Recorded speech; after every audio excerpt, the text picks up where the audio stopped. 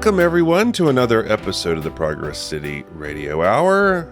My name is Jeff Crawford. With me is my brother Michael. Michael, how's it going in sunny Florida? Oh, it's going wonderful. It's always sunny. Except today, it was thunderstormy. It was hailing against my window here in the resort area. We got the hail coming tomorrow. You know, it's just a nice winter to spring thing there. But hey, it's been a long time. It's been a long time since we've convened. It's good to be back here. Very excited to be back. Our first episode of the new year. It's hard to believe. It just creeps up on you. It does. But we're here, and we've got a good one today, Michael. We are back in the town hall, I'm excited to say. And I wonder who you're going to chat with today. Can you fill us in here? Well, I'm excited to be back in the town hall because it really has been a while since we've done one of these. Had some bad luck on that front, but we got really, really lucky today. We're going to be speaking with Tim Kirk. Now, if you don't know the name, you should know the name, but Tim is a great artist, an Imagineer, and a career beyond Imagineering as well. Just an amazing resume. I guarantee you, if you're a fan and you've read the like Imagineering art books, things like that, you've seen his art. You may not know it was his, but you've seen it before because he has worked on many, many things that you know and love. That's right. He is a name brand, but just some wonderful, wonderful experience and artwork under his belt. So I'm excited to see what Tim has to say. And without further ado, let's jump into that interview.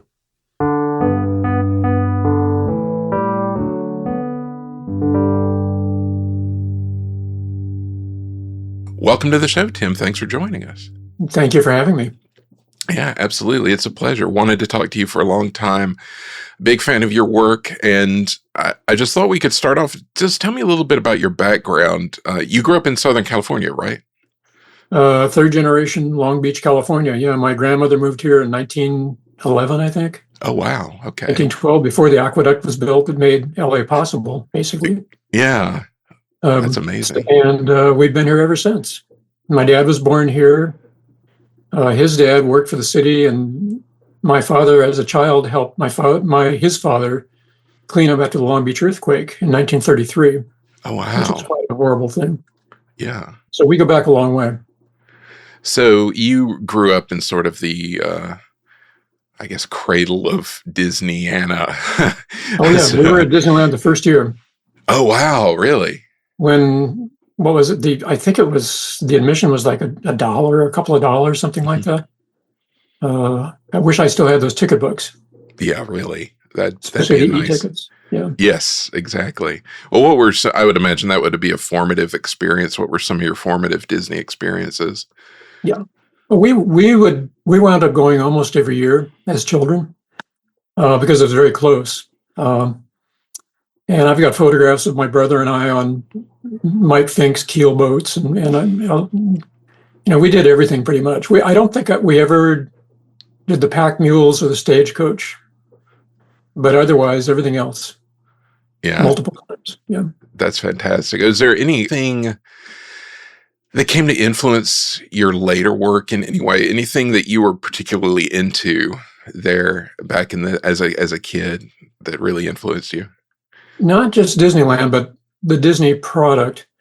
I basically learned to reading Uncle Scrooge comic books, Scrooge McDuck, Walt Disney's Comics and Stories, anything written by Carl Barks was kind of my Bible. And I always enjoyed drawing and sketching, and I wanted to tell a story with pictures. And Carl Barks was such a great storyteller. He was my mentor, basically. I wanted to do what he did. But at the time, I never thought, who designed Main Street? Who built this? It was just there, But I was like an 8-year-old kid in those days. Right.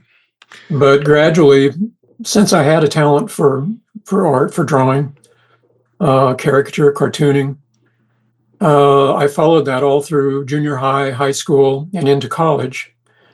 And in college, I was an art major, specifically commercial art, and I was an illustration major. So I wound up getting my bachelor's degree and then my master's degree in illustration, book illustration, magazine illustration in those days. And I did my master's thesis on the Lord of the Rings. And I had read the Lord of the Rings in, I think, 11th grade on a friend's recommendation. Mm-hmm. And I was completely bowled over by it. And I wanted to draw that world. And at the time, there had been very little illustrative artwork done based on The Hobbit and The Lord of the Rings. An illustrator named Pauline Baines, who, among other things, illustrated the Narnia books, also did some things for Tolkien, some maps and things like that, which apparently Tolkien approved of. He did not approve of Disney, by the way. The story is that in 1937, C.S. Lewis took Tolkien to see Snow White when it came out in England. And Tolkien was very upset about the way dwarves were depicted. Really? So later on, he told his publisher, if Disney comes knocking at the door, do not answer. And I think as it turned out, though, later on, Disney did acquire the rights for a while and then let them lapse. I think there was some thought about doing something with it. And that was much later, I think, after Tolkien passed away. That would have been incredible. The mind reels at what could have been there. He should have set Walt straight, you know? Yeah, you never know. You never know. It depends on who was doing it. Mm. So I was able to talk my master's committee into letting me do Lord of the Rings, and there was some reluctance on their part because it didn't seem like a serious enough subject. And this was the late 60s, early 70s, when there's a lot of social upheaval, and I think they maybe thought I should be doing something more incendiary. Right. But I was able to talk him into it. Over the period of about 2 years, I produced something over 25 pieces of art, some paintings, drawings, watercolors, and 26 of those wound up in my master's thesis, master's show, which everybody was required to do if you were an art major. And so that went over well. And I displayed those paintings not long after that at a local science fiction convention here in LA. I think it might have been WesterCon, I'm not sure. And as it turned out, Ian and Betty Ballantyne of Ballantyne Books used to attend those conventions quite regularly. And they saw the paintings and they bought the entire collection outright. Wow. And wound up using 13 of the paintings in the 1975 Tolkien calendar from Ballantyne Books.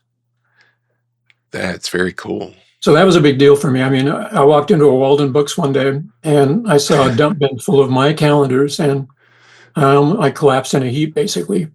Yes, that's amazing, especially for something that, well, like it was your project for school. It wasn't even, it really sort of exploded from that. Yeah, without my planning that. I really wanted to take The Lord of the Rings and The Hobbit and treat them the way one of the classic illustrators, N.C. Wyeth, Arthur Rackham, people like that, might have treated Tolkien in a very sort of romanticized way.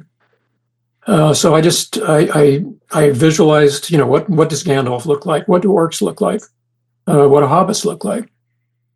And my hobbits don't look much like Elijah Wood, but my Gandalf isn't that far off for me and McKellen. So I'm, maybe they saw that when they were doing research to make the films. I don't know. That would be amazing. Yeah. Well, that's so. I'm such a Lord of the Rings fan, so I may have seen your art in the past and not even known it. That's fantastic. It's possible. Yeah.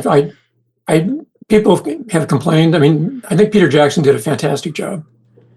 It could have been so much worse. Oh yes. Than what he did, and he left things out. No Tom Bombadil, all that kind of thing. But but still, I think his vision, at least to me, is about as close as a film could get. Because a movie's a movie, a book's a book.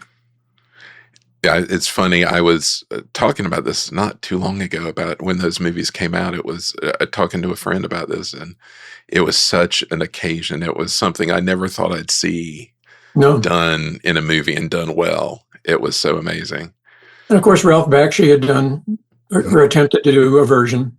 Right. There was, I think it was Rankin Bass Animation did the TV Hobbit, the musical Hobbit. But Peter Jackson really, really gave it depth and focus and drama and scope, huge epic scope, which it deserves. That So I was very happy done about before. Yeah. That's great. Well, you mentioned Carl Barks, who I love, and those were the comics that I read as a kid. Like I didn't even read superhero comics. I read Scrooge and Scrooge Adventures and those great Carl Barks stories. And I tip my hat to you. You and your brother were able to fit Scrooge into Tokyo Disney Sea in such a fun way. Like he's in there. Yeah. And of course, my brother was the creative executive in charge of TDS. And we wanted to give Scrooge a present. So we had a 1910 version of New York City. So why not give Scrooge, his own department store? The timeline fits very well. I mean, Scrooge is a classic robber baron, Andrew Carnegie, Henry Ford, that kind of character. So why not give him a presence? And around the corner, of course, there's also a pawnbroker. Right. So we tried to cover the whole gamut there. Yeah, it's always exciting to see those characters pop up when, for those of us who are Duck fans, to see them used in such a fun way. It's always where it's appropriate. Yeah. Yes, exactly. And we were also big fans of 20,000 Leagues, and we thought Captain Nemo should have some presence here too. So as it turns out, since the theme of TDS is the oceans, basically, why not give Captain Nemo his own, hidden crater base? And so we did that too. And it's just gorgeous, just absolutely spectacular. So you're an illustrator at this point. You get out of school, you're an illustrator. How do you make your way to Imagineering from that? Well, I graduated in 1972, something like that. And I was recruited right out of college by Hallmark Cards in Kansas City. And I took their offer. They would go around to colleges looking at art departments. I took their offer and I moved back to Kansas City for 5 years. And I learned how to work in corporate America. Instead of just being a freelancer sitting in my dark little studio, I learned how to work with other people. Yes. And how to meet a deadline, all those things that are so valuable to learn. So I was there for 5 years. I was at another smaller greeting card company called Current Incorporated, which I think is still based in Colorado Springs, Colorado. So I went there for 2 years. And then I heard from my brother, who had been at Imagineering, working on EPCOT in the 70s, that Imagineering was hiring. So at the time, I was kind of being courted by the Henson group in New York. And I was trying to decide whether, do I want to go to New York? Do I want to go back to LA? The Disney thing was just too good to pass up because that was, a dream job for me. Right. The Henson thing would have been wonderful too. They were a great group, wonderful product. That's a tough choice to have to make between Henson and Disney. That is a great choice to have to make, but tough, I would imagine. Yeah, very tough. So finally, I decided to go with Imagineering, and I met with Marty Sklar in my portfolio. And I started in Glendale, I think, in September of 1980, I think it was. Oh, okay. Yeah. So they would have been deep into EPCOT work at this point. Very deep. I was kind of on the tail end of that. What I did work on was some bits and pieces of Kitchen Kabaret. I think that was the first thing I actually worked on. Specifically, the Ham and Eggs, a sing-along slideshow. This is really getting deep into obscurity now, but the true believers will know what I'm talking about. Oh, absolutely they will, yes. Such a beloved show. Still, I mean, what is that like for you? Because I mean, these are shows that have been closed now for quite some time, unfortunately. Time marches on, but they're still so beloved. They still pop up in fan merchandise and even official merchandise from time to time. What is that like as a designer to have something that lives on so strongly? Well, it's good to have a legacy. I mean, it's good, you have to go into this with the knowledge that nothing lasts forever. Right.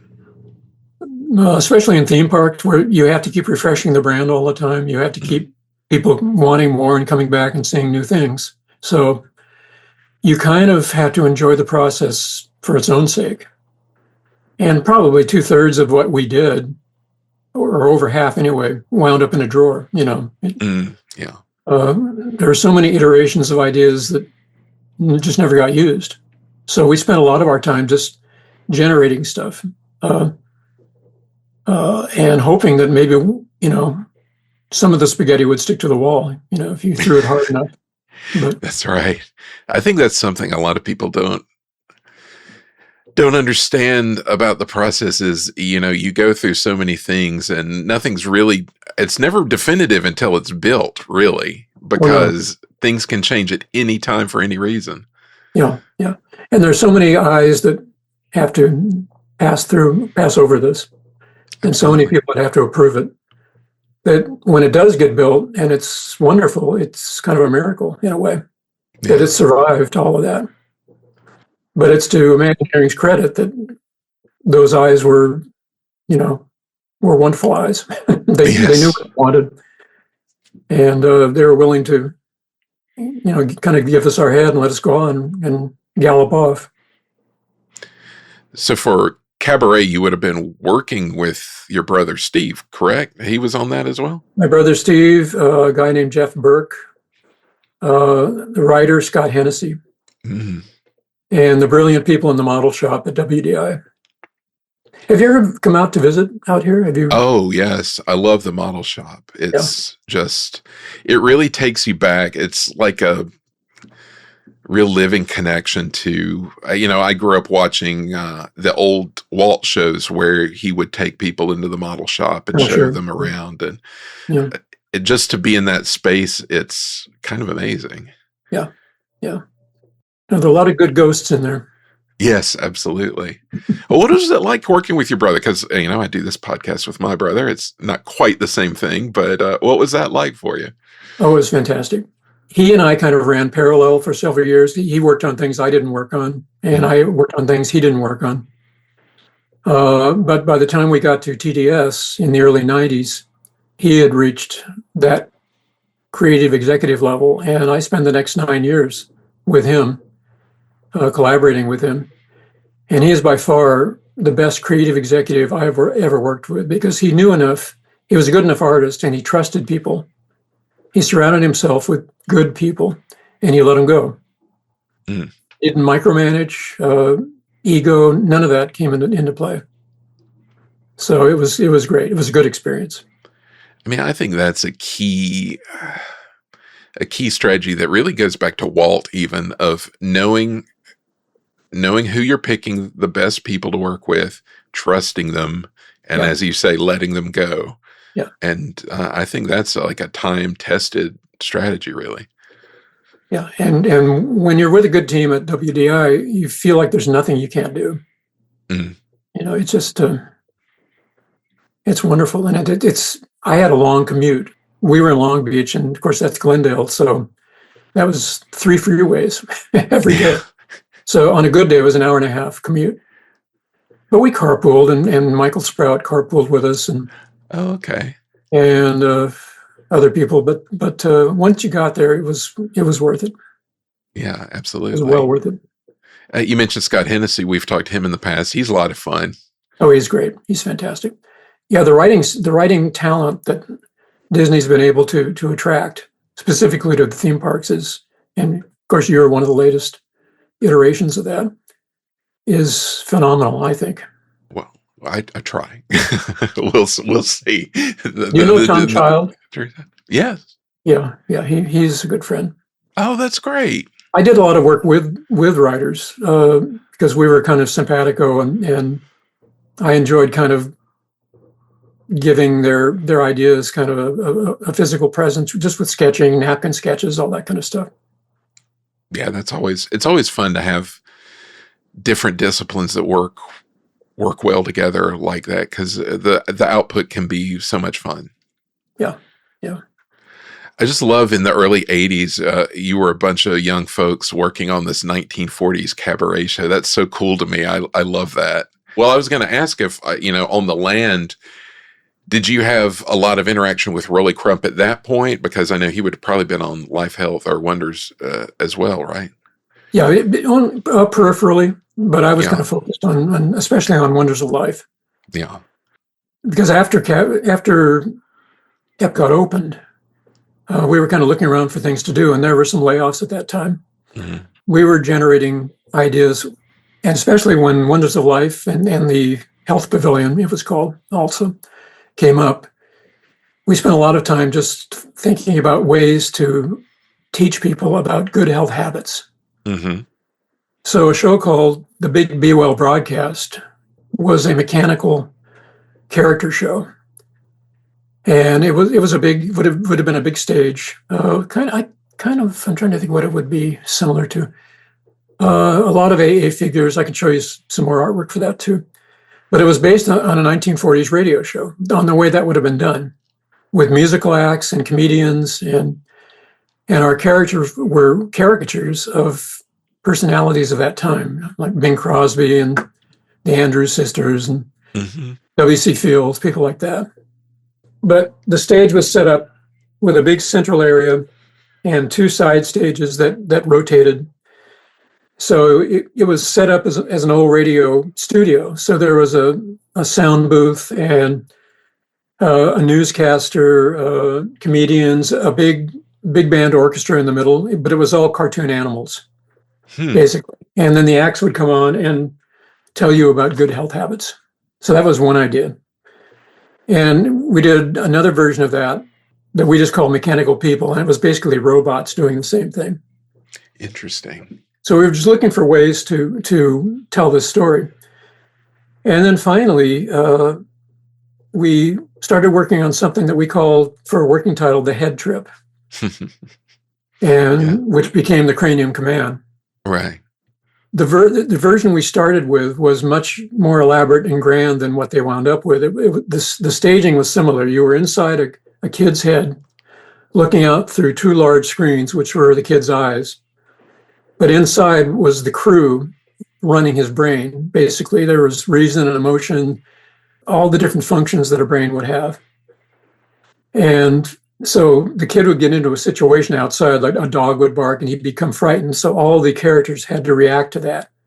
And it was kind of a Star Trek model where you're on the bridge and then you communicate with engineering down below, and in this case, digestion or heartbeat, all that kind of thing. And we had a large crew, like probably a dozen little characters. And it wound up being one character when it was actually built. Right. Did you have I assume you had a captain character, maybe. Yeah. And then Reason and Emotion were two characters that we kind of stole from Ward Kimball, because he did a short cartoon where Emotion, I think, was like a little caveman. Mm-hmm. And they were inside a character's head. I was going to ask if that was an influence. Oh, yeah, very much so. We worked with Ward on one or two things. He was still consulting at the time. He had something I think he wanted to pitch. It was Mickey's Movie Land. Mm-hmm. And eventually Toontown is what I think was the result of this over a long period of time. But Mickey's Movie Land was basically a dark light ride with Disney characters making movies, a la Roger Rabbit. They were making movies. They weren't drawn cartoons. They were characters making movies of themselves. Mm-hmm. But then Goofy would be a prop guy, and Mickey would be the director, and Scrooge might be the producer, and that kind of thing. So that was a ride through that we worked on with Ward. And basically it was a collection of Ward Kimball gags, which was a lot of fun to work on. I would imagine. And that was for Disneyland, correct? That was for Disneyland, yeah. Yeah. Well, what was it like to work with Ward? Because, I mean, he's Ward Kimball. I don't think he changed at all from what he apparently was like in his heyday in the 40s and 50s. Mm-hmm. He was still very enthusiastic and very wacky in a good way. and very inventive, very irreverent. I don't think anything fazed him or anything frightened him. I don't think he was worried about offending executives or anything. It was a wonderful experience. Yeah. Well, that's fantastic. And what an opportunity to work with someone like that who is really, as you say, not afraid of anything, really. Yeah. And to be able to touch across the generations like that. I mean, that's legacy.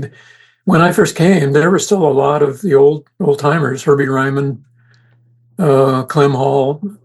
They were still there, and we could interact with them, and they could teach us and give us, criticism. It was a wonderful opportunity, and they were kind of slowly handing the baton over to us, and we didn't really know it at the time, but it was wonderful. Well, that's what's so fascinating about this period to me, because it really was a real cross-generational time where those guys, a lot of those guys were still around and were able to be accessible to you guys who were so young and coming up. That's just amazing. And of course, that was the pre-digital age. So you would just walk in and there would be drawings everywhere. There would be work on their drawing boards in progress. Sam McKim would be doing the original map of Disneyland, things like that. And you just walk into their office, there they were. So it was kind of like a dream. Seems like a dream now. Yes, I'm sure. Was there anybody in particular that you worked more closely with than the others from that generation? Ward was probably the most significant one for me. A lot of them were kind of at a higher level. They were working on higher level concepts for things that I was kind of down in the weeds with, in details more than overall concept. Right. Okay. Well, that makes sense. So you worked on, I would assume Movieland would have been in the 80s sometime, I would guess. Mid-80s, yeah. Mid-80s, yeah. So about the same time you were working on Wonders of Life kind of stuff, I would guess. That was after EPCOT opened. Yeah. And there were other upgrades, phase 2 things. There was something called EPCOT. That was another Rolly thing, right? It was another Rolly thing. And I did a lot of material on that, and I'll send you a couple of those too. Yeah, well, tell me about that, because that's something that I first heard about from him. I talked to him before he passed away, and he told me about that. I had never heard about that before. Yeah, it was basically a play area, interactive area, and I can't remember if it was its own pavilion or a standalone, or it was part of something else. But it was very, very much reflected a kind of Rowley's attitude and concepts, and I tried to do the best I could with that and really make it a fun, active, very graphic experience. That one of the versions was a mirror image kind of what EPCOT was. So you would have different little pavilion areas, but they were all kid-oriented. So the European areas might have a little Dutch village or something like that, but with a lot of mechanical interactives. Again, this is very early in the digital age, so there were a few very crude digital things, role-playing games, things like that, screen things, but nothing too complicated. And a lot of just mechanical and physical slides and things like that were heavily themed. That's interesting. That's a lot of fun. It seems like, that little crew of, that worked on that and Cranium Command, Kitchen Kabaret, like you and your brother and Scott Hennessy and some others, you were kind of Rowley's little team there for a while, weren't you? We were, yeah. Yeah. And we worked with Rowley also outside of Imagineering on some other projects. My brother had, I think the Knott's Berry Tales. Yes. He worked on that, and we had a project with Rowley in Las Vegas for Steve Wynn, the casino owner. Oh, wow. Which was going to be an interactive nightclub with audio animatronic things that would appear and do little acts and musical acts and things like that. That's incredible. That was interesting. Yeah, I bet. Yeah. And Steve Wynn actually came to Long Beach to see our models, just to review those. And it never came to anything in the long run, but it was still fun to do, and we got paid. So absolutely. That's always fun. That's what's important. Yeah. EPCOT was such a crunch. Like EPCOT was such a huge project. What was life at WED like in that period? What was it like for you? Because I would imagine that it was all hands on deck. It was. And until studio tour started taking shape, until Michael Eisner came, studio tour was basically his vision. He wanted something Hollywood oriented. Until that happened, we were kind of looking around for things to do, and we produced a lot of stuff that didn't amount to much, but it was fun to do at the time. And one of those, as it turns out, it's called Safari Adventure. Oh, okay. Safari Adventure was, I worked with my brothers and Scott Hennessy and Michael Sprout. The idea was to take a piece of Florida swampland, of which Disney has lots, and even more in those days, and use the wilderness as an environment. And it would be like a 2 or 3 day experience. And it would be heavily themed to 1930s pulp fiction adventure. So an Indiana Jones kind of adventure for guests. So you would start maybe Friday night at a themed hotel, like a tropical, in some unnamed tropical country, Africa or Asia, South America. And there would be actors. And again, this is much, much later. This happened with the Star Wars hotel. Right. But we were just trying to find a way to make a more interactive experience for guests and make them part of the story. So you would set out from that hotel in the morning through the wilderness, and you would encounter various things along the way, like cannibals, zombies, anything we could think of, we could steal from pulp magazines of the 1930s. And then you'd wind up at different locations, maybe a Foreign Legion fort or a deserted village or El Dorado or any of these kinds of places. And you would have an encounter there with vampires or things, live actors, and heavily supported by special effects. It would have been very, very expensive, very high end. So you would go through that for 2 days, and then you would wind up back at the hotel, which had a very nice bar and restaurant, and you could sit around and discuss your adventure. Wow.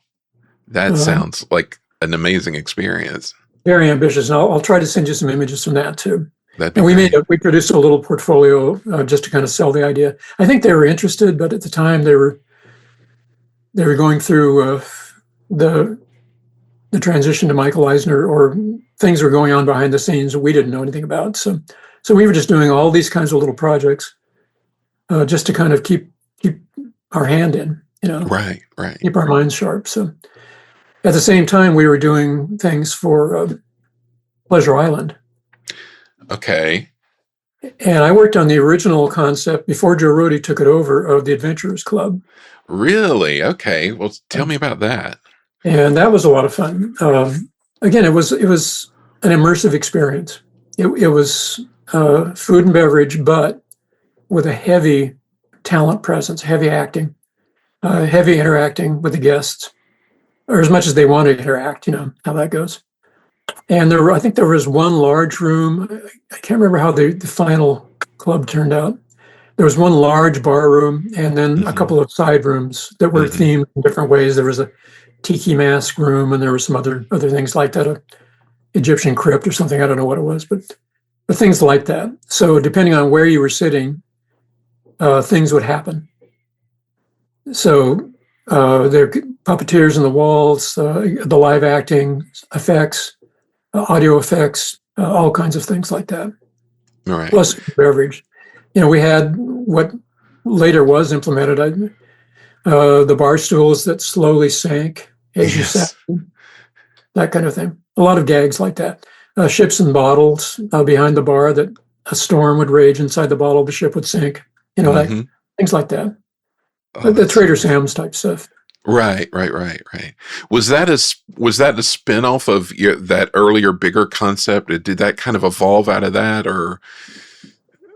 Well, what the final version was, yeah. Adventures. Yeah. I mean, and then Joe Roddy took it over. And you were talking about this like multi-day experience. Was Adventurers Club sort of an evolution of that, or was this just a separate idea that came I think up? it was a separate idea, but we were always trying to sell interactivity. Right. The best you could do with what they had technically to offer, and also what they were willing to spend on live talent, because that's always problematic. With the Great Movie Ride, for instance, that had a very ambitious model for what the ride operators would have to do to actually not only be a ride operator, but to be on a limited basis an actor. Right. For them to get off the ride at some point, or be hijacked or kidnapped, and then be replaced by a villain out of the scenery, and then replace the villain again toward the end of the ride. Right. Yeah, to kind of, again, to get the guests into the action a little more than what they might have been just sitting there passively watching things go by in the ride. And that really asks more of the operator than really anything. I mean, the only thing that would come close is Jungle Cruise in history that had been like that. It was such a big step forward. Yeah, I think there was some controversy too about who represented the ride operators. Were they actors or were they operators? Right. And what pay scale did they get? Based on that. And I have no idea how that was resolved. I was always kind of off on a cloud somewhere. That's the place to be, for sure. There are people that do those kinds of things. Yeah. Let them worry about it. Well, you mentioned the arrival of Eisner and Wells, which kind of kicked off a lot of this new stuff. What was that transition like? I think at first there was some anxiety about what would happen. Would the Disney brand, would all the movies be R-rated, and what? And so there was that kind of thing. For us, we weren't affected as much maybe as the studio might have been affected. I don't think. Right. But again, I didn't see everything that happened. But the great thing was that he wanted a theme park to kind of put his stamp on the company. And that became the Disney-MGM Studio Tour, which, thanks to him, we were able to get the rights to a lot of film product that nowadays I don't think you could ever do deals like that now. That's what sort of amazes me about that, and about the Great Movie Ride, which had not only scenes from different studios, all different studios, but that sort of montages at the beginning, at the end. How did they pull that off? Because I'm sure it was difficult to get the rights for all these things. I think it was him. I think it was his contacts. He and Frank Wells. I think is who they knew. I think Eisner came from CBS, right? Was it CBS? He was at Paramount, I think. Paramount, yeah. So he was very well connected in those days, and I think he was able to pull a lot of strings and call in a lot of favors or whatever. But we were able to get almost everything we wanted. There were a few things for the Great Movie Ride that we wanted that we couldn't get. Ghostbusters was one. But we got Singing in the Rain, and we got a Busby Berkeley musical. We got Indiana Jones. We got Tarzan, Alien. All these wonderful things. That's interesting. In my poking around over the years, I had seen a drawing of a Ghostbusters scene and I had always wondered what that was about. So it's interesting. It might have been. I did several bird's eyes of looking down into the box of the ride, and the Marshmallow Man is very prominent there as the ride going past. And I've got all those too. I can show you those. That's great. Well, studios, you were deeply involved in studios. What can you tell me about that? It was a much speedier development, I guess, than EPCOT for sure. It was. I think it was driven by Michael Eisner a lot. He was really eager to see something like that as part of the Disney experience. So we jumped right in with both feet, and I did one drawing that was reproduced in the first volume of the Imagineering book. And it's an aerial, a bird's eye view, just a cartoon sketch view of what the entire studio tour might look like, what it might include. Hollywood Boulevard at the beginning with the old Main Street model, and production studios, rides, restaurants, and of course it evolved into different things. But and as things went on, some things dropped out, some things were added. The Great Movie Ride seemed like a good anchor to really, because that was what the whole park was about the movie going experience, and beyond just watching things on a screen, to take you into the movies. Right. And that was the hope that by getting all these classic titles, we could really give everybody something that they enjoyed in a three-dimensional space.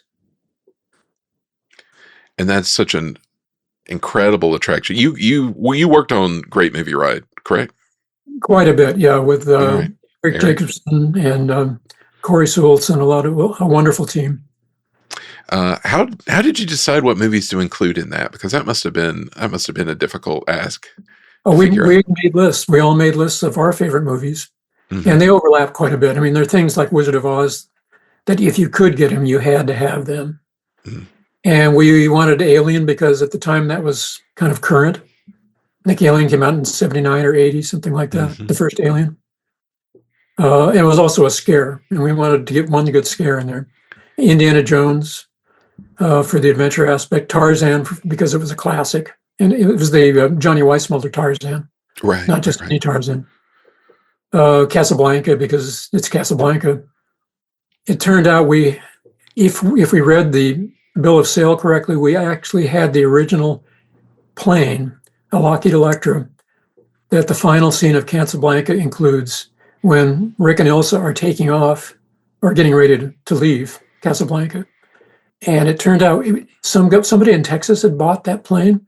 Apparently, according to the bill of sale, it had been owned by Warner Brothers. Oh, so wow. we have no proof, but if you put two and two together, it could very well have been that plane that we included into the set. So there was that bit of history. And it probably went to the junkyard after they tore the ride down. I don't know what happened to all that stuff. But. Let's hope not. That's interesting because I'd heard that in the past, but you never know if those stories are how true those stories are when you hear it. So it was actually a thing. There was documentation. You want to believe it. You really do want to believe it. Oh yeah, it's great. It's great. And I did a lot of research on Alien because I loved Alien. I bought reproduction patches for Sigourney Weaver's AA uniform for the Nostromo, and it was very, very accurate. The set design in that scene was very accurate, as best we could, buying surplus aerospace parts all over North Hollywood at all these scrap yards. Corey Sewellson was production designer, I believe, on that. And putting this stuff together to give you the feel of the Nostromo and sculpting the alien. Yeah. Well, it was it felt very real, especially being much younger at the time. It felt very real. Scary in a way that they don't really do much anymore, but really represented that sort of like space horror really well. Yeah, I mean, there was another attempt I'm sure you know about called Alien Encounter, which was originally going to be a replacement for, I think, the old Mission to Mars ride, the circular theater. And that was Tony Baxter's project, I believe. Oh, okay. And I worked on a couple of monster versions of that, and which are way too horrific. Oh, yeah. It turned out even the one that they wound up with was apparently too horrific. So Stitch went in instead. That's right. Yeah. Well, so for Great Movie Ride, you worked on Alien. You worked on the Indiana Jones scene. Is that Indiana Jones? Am I remembering that right? Yeah. Yeah. Indiana Jones, Wizard of Oz. Not the Western scene. Not gangsters. Not Busby Berkeley. Some of Casablanca. We had to have all the AA figures approved either by the actors themselves or by their estates or their relatives for the likeness. So whenever possible. So Sigourney Weaver's dad, Fritz Weaver, came to approve her likeness. She couldn't be there. Gene Kelly, I met Gene Kelly, for Oh, wow. his figure in Singing in the Rain. Johnny Weissmuller's daughter approved him for his Tarzan figure. Wow. So it was pretty amazing. I don't remember what happened with Wizard of Oz, but I don't know if Margaret Hamilton has any surviving relatives, but they all had to be approved by somebody. Somebody had to sign off on that. That's very interesting. I love the idea of Sigourney Weaver's dad coming to check out the animatronic just to make sure it's good. Well, because I know you're a big classic Hollywood fan, so this must have been like seventh heaven. It was a dream.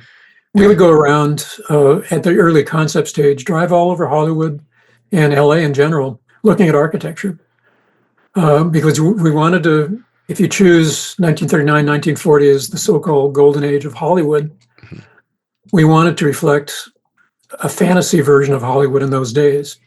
So a lot of Art Deco, a lot of streamlined modern, some Spanish revival, especially for Tower of Terror, because Tower of Terror is a slightly earlier era. We were saying maybe the 1920s. Sunset Boulevard was a little bit different era, but Tower of Terror was going to be the oldest building there. And it was an old Hollywood leftover, supposedly. It had been closed up for years for who knows what reason. Yeah. That's, well, I mean, it's such a treat. Like Hollywood Boulevard, such a great time capsule of that kind of architecture, that kind of styling. And I always liked how it was sort of 1939, then Sunset comes along and it's sort of, 1940s, like World War II era. Exactly. Yeah. Yeah, that's, it's such a transportative thing. It really is. Yeah, we try to give so many little details, as Disney always does, little bits that maybe you don't see on one visit, but another visit you do. It's rewarding the visitor who comes back, that here's something they didn't see before. And that's what hidden Mickeys are. It gives people a little surprise, a little something that maybe they didn't notice. Right. So we had a victory garden on Sunset Boulevard. We had whirligigs of Uncle Sam, like folk art that might have been produced at that time. We had a mannequin in the window of one of the stores. It was a women's Air Force uniform or something like that. I couldn't remember what it was, but just little hints that this is maybe not 1930s. Maybe it's a little bit later than that. Right. Well, I love I guess a kid who was kind of into history, it was fun to see those little details, like the Victory Garden, like the Rosie the Riveter kind of stuff. Yeah. And the stuff you would see in the stores and in the windows and things. There was a lot of attention to detail, which is nice. Pays off. Oh, it does. It does pay off. And we were given our heads pretty much with that. I mean, we had a budget, of course, but I think it was spent well. Yes. And the Echo Park area, Primetime Cafe was, again, up into the 50s. So that was a TV cafe. So you were there in Dad's rumpus room or whatever. And everybody gets to watch television, but it's only a loop of I Love Lucy and things like that. Right. And we shopped. I used to spend hours there's a big, maybe you know about it, a big swap meet in Mount Dora. I mean, a big swap meet. And I spent a lot of time over there buying salt and pepper shakers of the 1950s, things like that, just little tchotchkes to prop. The design of that was done by an Imagineer named Rennie Rao, who was a brilliant designer. But I did a lot of prop shopping for that. The Hollywood Five and Dime was a cafeteria, buffet style? I can't remember. Or maybe it still is. And I worked on there was a mural of Hollywood, a cartoon mural in the 1930s with a lot of landmarks. I don't know if that's still there or not. I think it is, yeah. But it was, again, based on what were called fun maps in those days. They were picture maps of, the stars' homes and that kind of thing. Right. Grauman's Chinese Theater, all that. And your name is still in that area on a set of mailboxes. Oh, yes. Yeah. The fake apartments. Yeah. The fake apartments there. So that's a fun little detail for people to look out for. And the dinosaur was my brother's idea. That was a homage to Gertie the dinosaur. Oh, yes. Winsor McKay's cartoon characters. So going way back in film history. I have a friend who hopefully is going to listen to this, who is a super fan of Gertie the dinosaur there at the studio. So that was your brother's doing. That was his idea. And then Min and Bill's Dockside Diner was, of course, an homage to the movie Min and Bill with Wallace Beery and Marie Dressler from the 1930s. And I love the waterfront movie. Those kind of references that are like really when you see it in the park, like maybe you're a kid, you see it in the park, you don't know the reference, but it makes sense in the context. It's like, okay, but then later you discover that it is a reference to something. It just makes it that much more meaningful. Yeah, we tried to sprinkle that all through. There, next to Min and Bill's, there's a pile of crates with addresses stenciled on. I think one of them is to Rick's Cafe in Casablanca. Addresses that are appropriate to some of these characters. That's so great. Yeah, that stuff is so fun. You mentioned Tower of Terror, which was a big deal when it opened up, still is a big deal. That's something went through a few iterations. I know I've seen there's a really prominent piece that you did, a sort of conceptual piece of it that pops up a lot. Yeah. But that went through a lot of iterations. It was originally going to have an actual hotel attached, correct? That was our dream. It was, again, to get people into the action. You would have the ride, which was the haunted hotel, but then you could stay at a boutique hotel attached to that, maybe 500 rooms, something like that. That would be a haunted experience. Again, that would be what later they tried to do with Star Wars. You would stay in this hotel and all kinds of things would happen to you during maybe the 2 nights you were there. Wow. And that turned out to be a little too much for them at the time. Right. Have you interviewed Michael Sprout at all? No, I need to. He's well worth it. Well worth it. He's a fund of information. He was the lead writer on Tower of Terror. Okay. So he could tell you about how many times he watched every episode of 5 seasons of Twilight Zone. I saw a lot of them, but he saw them twice. Right. 3 times. And again, looking for, among other things, little bits and details, little props that we could leave to reward people who were Twilight Zone fans. Like there's an episode with William Shatner where he's in a diner and there's a little fortune-telling devil on his table. And you put a coin in. I don't know if you know Twilight Zone that well. You put a coin in and the devil sends you a message back. So we reproduced props like that if you knew Twilight Zone, you would know what the reference was. And they were just in the pre-show, which is kind of a library. Right. Thing, again, sprinkled all the way through, just little bits and pieces. Well, that is such an incredible cue and such an evocative space there for the Tower of Terror. And as you say, hidden with so many references and Easter eggs and little treats for people who pay attention. It's so much fun. Yeah, we were trying to reflect that the 1920s have passed, and this is kind of a Norma Desmond kind of a thing. I don't know if you've seen Sunset Boulevard, the movie. Oh yeah.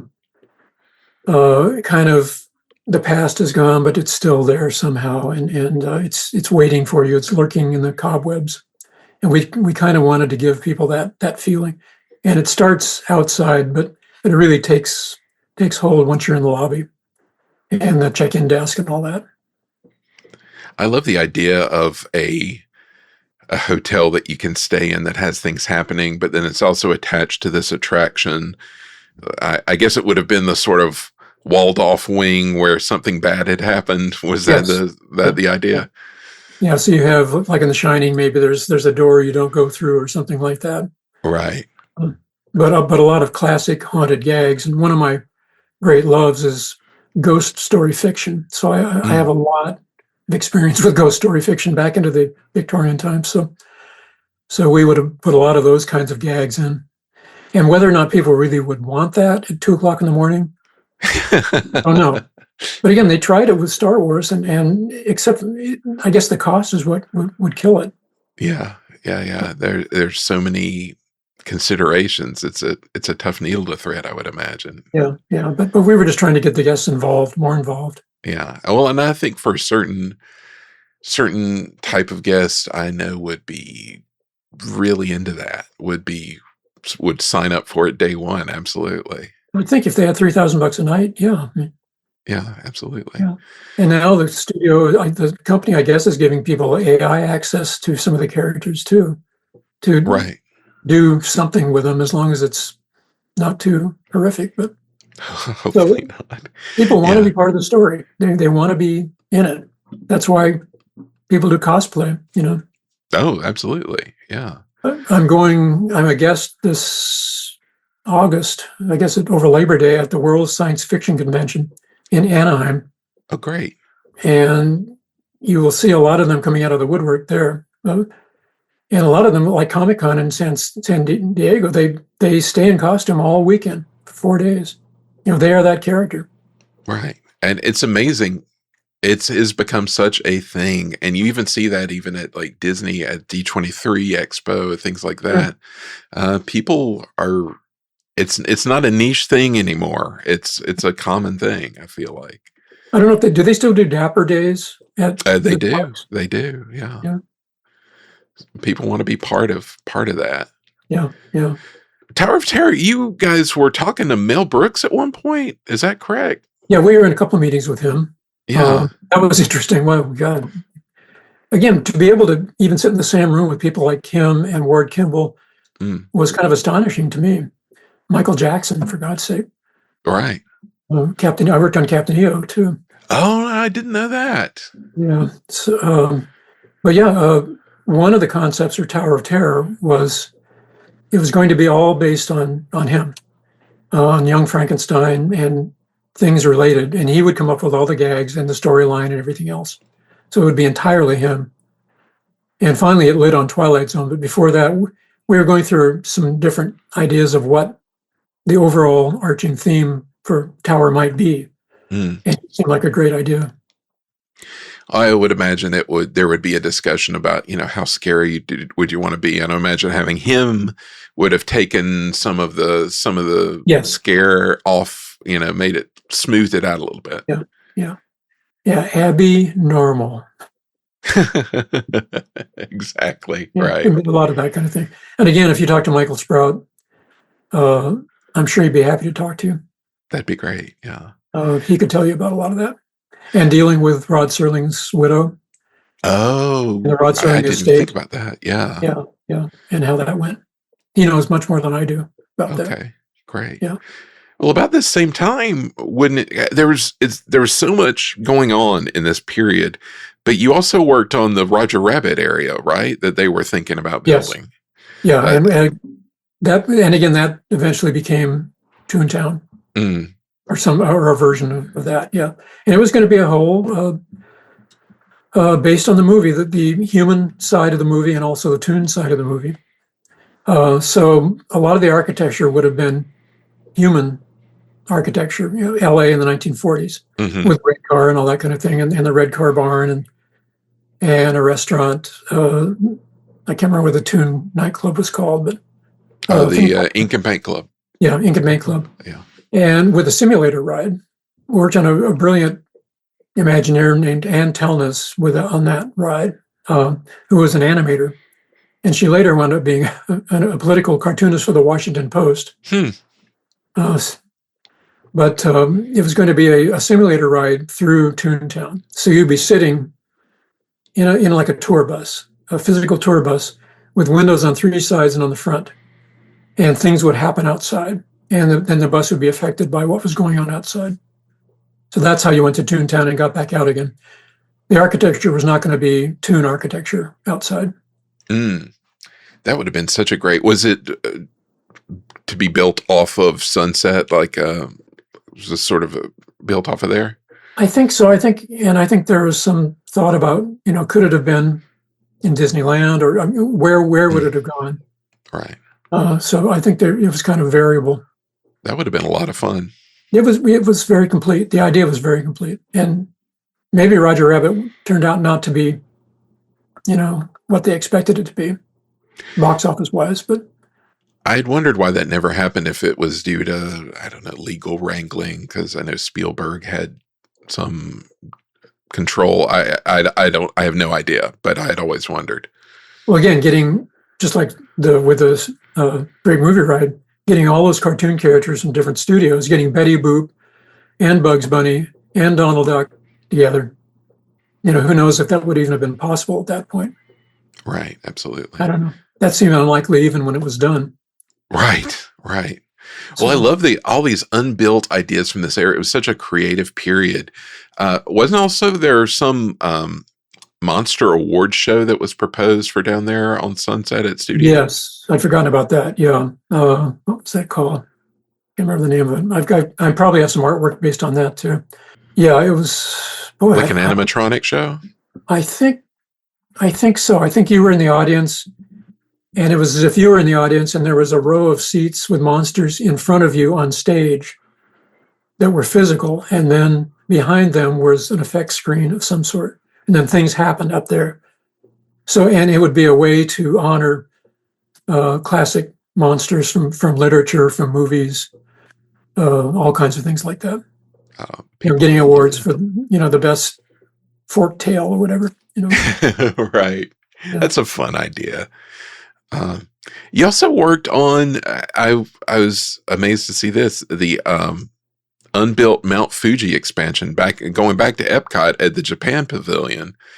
Was that or in here around that time that you were working on that? Yeah, and I don't remember what I did on that. I think there was a coaster involved. Yeah, it was a coaster inside Mount Fuji. Yeah, and we might have been.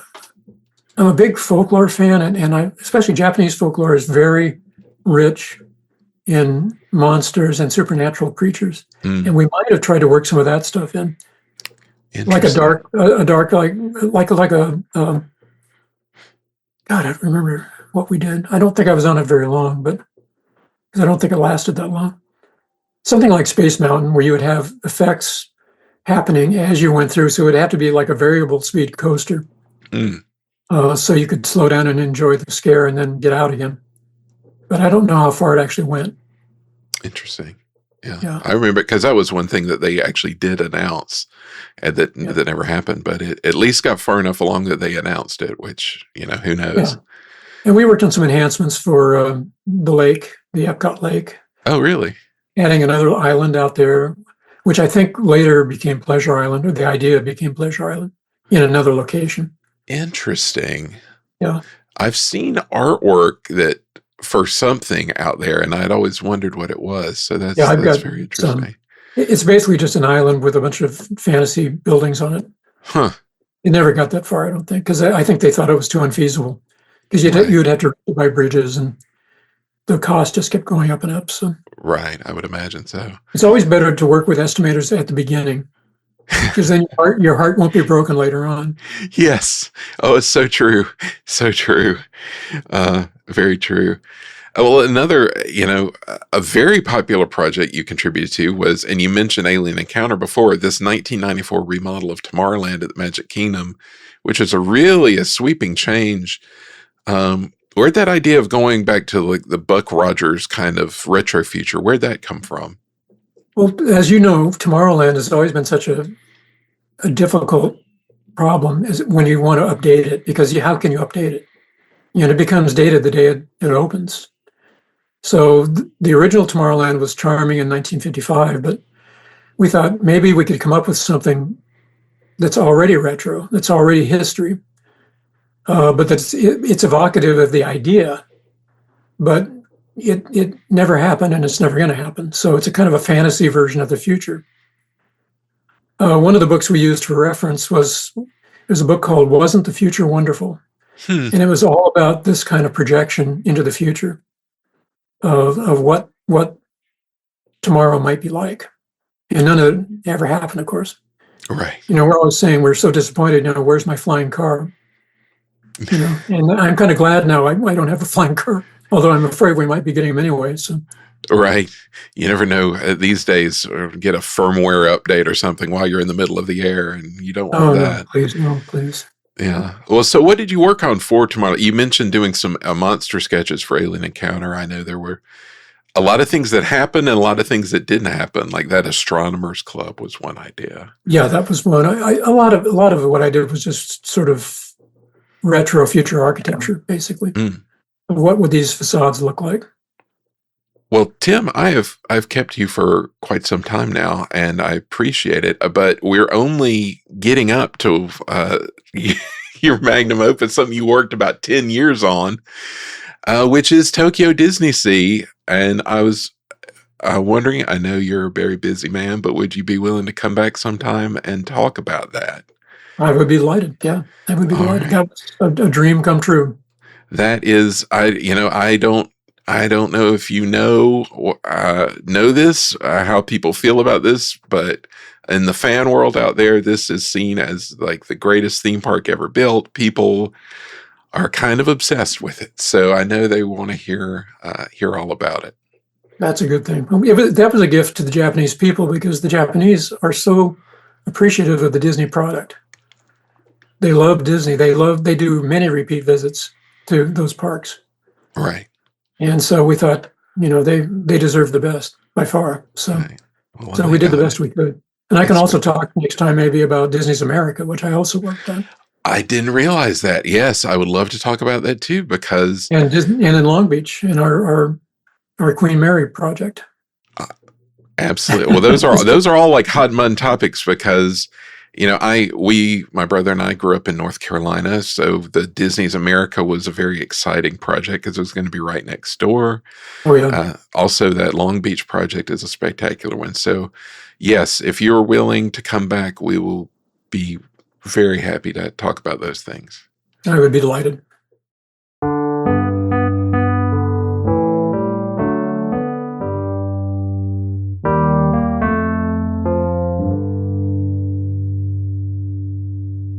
Well, that wraps up my chat, the first part of my chat with Mr. Tim Kirk. Jeff, as we said in the introduction to all this, what a resume.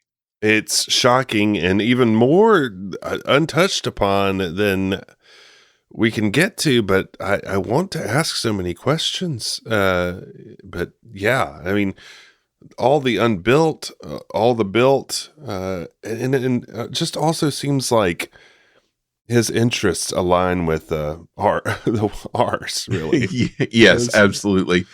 You can really tell from the things that he's worked on, both inside and outside of Disney. I had that exact same feeling. I said, we are on the same wavelength, sir. That's right. From his early Tolkien illustrations, exactly. Which is just amazing. Just a really, really, really cool guy. And I'm so glad he spoke to us, and I look forward to speaking to him again. He's agreed to come back and talk about some of these other things. He only worked on the greatest theme park in the world, and we haven't even talked about that yet. So yeah, and we haven't talked about that on our show at all. So I'm excited to hear more about that and learn more. Obviously, it's a wonderful place, but I mean, I just am always stunned with the graciousness of these people to give us all this time to explain their thinking and their stories and their perspectives. It's so valuable. For the record, Michael, the record is so important, and that's really why we try and talk to these folks, and why some folks may be reluctant, but we really try to draw them out as nicely as possible, because it is so important to get these stories down, because to a lot of these folks, these men and women, it was just work that they did once upon a time. But for us, it's hugely influential and important. So they left a legacy, and it's worth talking about and commemorating. 100%. So thank you, Tim, and thank you, Michael. I'm glad you got somebody back in the chair, and there may be more on the way. I think we've got more on the way, but in the meantime, Michael, if somebody just is, a big Tim Kirk fan and happened upon us on a Tim Kirk search, and this is their first time listening in, how would they find out more? If they wanted more, what would they need to do then? Well, there's a lot more. There's a lot more to be had. And exactly. And I know there are a lot of Tim Kirk fans out there who are going to find this from looking for his name. what you can do is you can sign up for our Patreon. And with the Patreon, you get early access to episodes. You get access to our private Discord server, which is really fun and which I encourage everybody who is signed up for the Patreon at any level to take part in that, because it's great to see you guys and to talk with you guys. It's a lot of fun. Of course, at the silver level, you can join us for a monthly live stream, a private live stream, and we look at rare images and videos and have a great chat and have a good time with a lot of people in the comments. It's a whole lot of fun. And, if you sign up, you get access to all our old ones. And there are tons and tons of them now we've done month in and month out. So you have access to all that. So you can find out that and more at patreon.com/ProgressCityUSA and join us. It's a good time. You may chuckle. Trademark. That's our new slogan. Yes. Okay. You may chuckle. Yes. And thank you to all of you who have already signed up. Yeah. If you're curious, you try a monthly live stream. And, there's one of those bouncing around that we did a public one you can check out on the YouTube. That's right. It is on our YouTube channel. And like I said, you sign up at the silver level. You can go back and it's like days worth of viewing now if you want to go back and catch up. And lots of funny stuff, lots of art. Tim has been nice enough to send me some of his art, which I'm going to be sharing on our next Patreon. Exciting. I'm excited. So if you're into that, join up, man. Check it out. Want to start your own brainwashing room? You can put up our live stream for a whole day and put somebody in there. I don't know. There's a lot of strap them down. Out. That's right. Yeah, and you may chuckle. So you may chuckle. You may even chuckle. Could be one. That's patreon.com/ProgressCityUSA, baby. Yeah, and this has been so long that we have done a show. Since we have done a show, I should say, you can email us podcast@ProgressCityUSA.com. If you want to talk, if you want to say, hey, you guys have not talked enough about mannequins at Pleasure Island, and I need to hear more about the rotating dance floor, maybe that's what we need to do. But we wouldn't know that unless we hear from you. Or maybe you had a question about 8 tracks. 8 tracks or the cage. Or rock and roller drome. Yes. Or whatever. And Michael Jackson's involvement in it. Who knows? But we can't know that unless we hear from you. So send us an email. Michael, we love the mailbag. We do love the mailbag, and I would love to get more mail. So when we go out to check the mailbag, to have it be full and bountiful. Yeah. The train doesn't come by that much anymore. It didn't bring us the gunny sack. Anyway, please write us. We have a themed episode coming up. I guess we can't reveal the details because we're still in our R&D phase, but I'm excited about this. I've got a whole list of stuff, and you mentioned before that we haven't talked about Tokyo Disney Sea really ever before, and this year is the 25th anniversary of that park's opening. Don't tell me that. I think sometime later in the year, we'll be talking about that a little bit more, but we've got lots of good ideas for things. We could also talk about DAC. Yes, it's true. It's not a zoo. Yeah, we could reach that 25-year threshold with ease. So, yeah, a lot of new things opening up we could talk about. Yeah. There's that Disney decade, Michael. It bears fruit even today. That's right. Anything else to say before we head out? No, just thanks to Tim for joining us. He's somebody I've wanted to talk to on here for a long, long time. Yes, so I was really excited to speak with him, and hang on, keep listening, because we've got more stuff coming up. All right. So from all of us to all of you, we wish you well, and we will see you next time, much sooner, on the Progress City Radio Hour. Thanks, everyone.